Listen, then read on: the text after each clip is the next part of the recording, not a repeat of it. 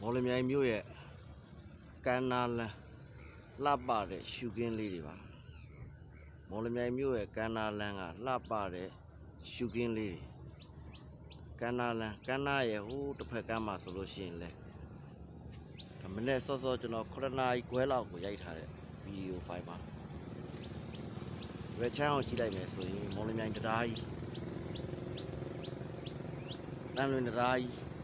တရားစီဒီနဲ့အင်မတန်မှလှပတဲ့ရှုခင်းလေးတွေပေါ့နော်အင်မတန်လှပတဲ့ရှုခင်းလေးတွေပါကန္နာလန်းဆိုရင်လည်းပဲခါရဲကျင်းငက်တန်လေးတွေနဲ့ဒါပေမဲ့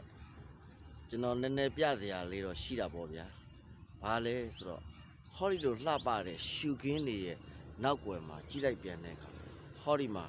ဒီဘက်အချမ်းကိုကမ်းနားရဲ့ကမ်းဘက်အချမ်းကိုပြန်ကြည့်လိုက်တဲ့အခါမှာဟောဒီမှာဗျာကြည့်လိုက်ပါဦးဗျာအမိုက်ပုံဟောဒီမှာဗျာ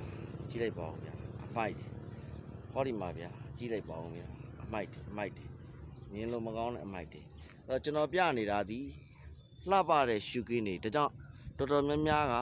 ရိုက်ပြတဲ့အခါမှာသိလှပတဲ့ရှုခင်းတွေကိုကြီးပဲရိုက်ပြကြတာ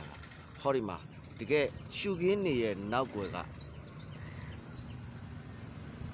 ရှုခင်းတွေရဲ့နောက်ွယ်ကအမှန်တရားတွေတော့ဘယ်သူမှရိုက်မပြကြတဲ့အတွက်ဒါကျွန်တော်ရိုက်ပြတာပါဗျာဟောဒီမှာဗျာအမိုက်ပုံဟောဒီမှာဗျာအမိုက်ဟောဒီမှာဗျာအမိုက်တွေပါဗျာဒါအထရန်ဟိုတယ်ရဲ့နောက်ဖက်အချမ်းပေါ့ဗျာ